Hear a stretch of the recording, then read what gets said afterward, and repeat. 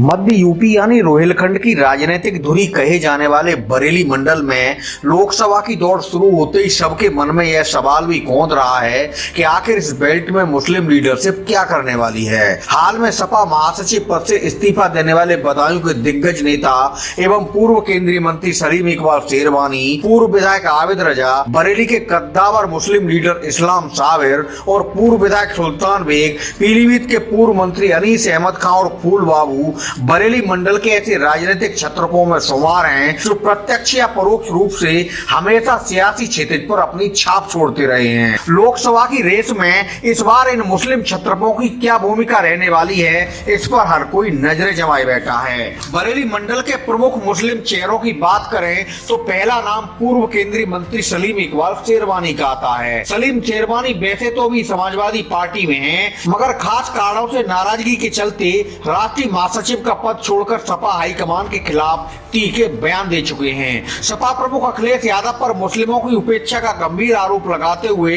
उन्होंने महासचिव पद से जिस तरह इस्तीफा दिया, चुनावी समय में उसकी राजनीतिक हलकों में भारी गूंज हो रही है। चर्चा है कि समाजवादी पार्टी के रुख से आहत सलीम शेरवानी अपना नया ठिकाना तलाश रहे हैं। 2009 में सपा हाईकमान ने धर्मेंद्र यादव को बदायूं से लोकसभा चुनाव लड़ाने की वजह से सलीम इकबाल शेरवानी का टिकट काट दिया था। लंबा समय कांग्रेस और समाजवादी पार्टी के साथ बिताने वाले सलीम शेरवानी 8वीं, 11वीं और 12वीं, 13वीं और 14वीं लोकसभा में बदायूं लोकसभा सीट का प्रतिनिधित्व कर चुके हैं। एक वक्त उन्हें राजीव गांधी का बेहद करीबी माना जाता था। 1996 से 1997 तक वह केंद्रीय स्वास्थ्य और परिवार कल्याण राज्य मंत्री रहे।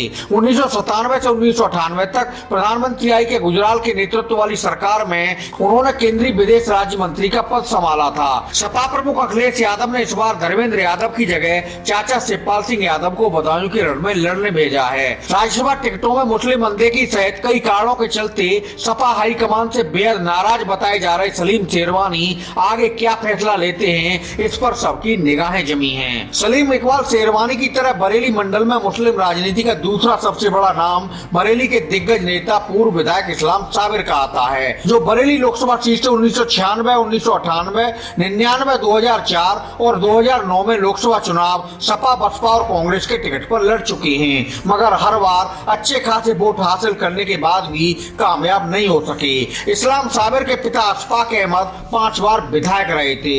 ताऊ रफीक अहमद भी सदन में पहुंचे थे।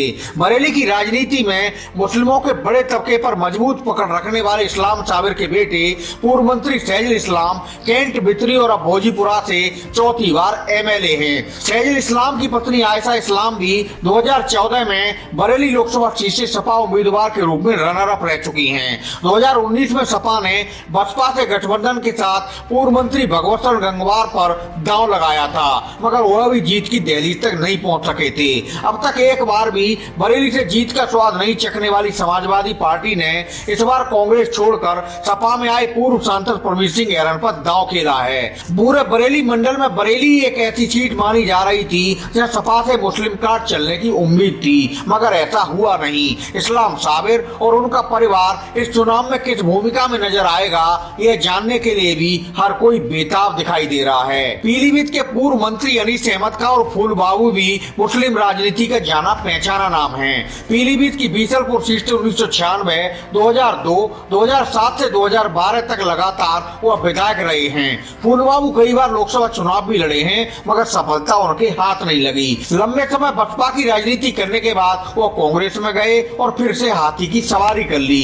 फूल बाबू इस समय भी बसपा में हैं। इस बार लोकसभा चुनाव में फूल बाबू क्या राजनीतिक फैसला लेने वाले हैं, यह सवाल भी मुस्लिम हलकों में सबकी जुबान पर है। बरेली में पहले कांवर और बाद में मीरगंज विधानसभा सीट से 3 बार विधायक रह चुके सुल्तान बेग भी बरेली की राजनीतिक हस्ती माने जाते हैं। सुल्तान बेग पहले सपा, फिर बसपा और फिर से सपा की राजनीति करते दिखाई दे रहे हैं। बरेली में सपा संगठन से उनके बेपटरी रिश्ते सबकी जुबान पर हैं।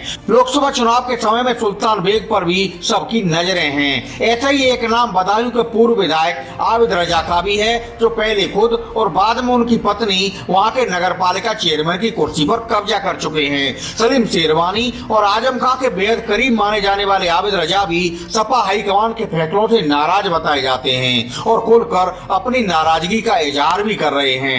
देखना यह है कि आबिद जावेद रजा लोकसभा चुनाव में क्या निर्णय लेते हैं।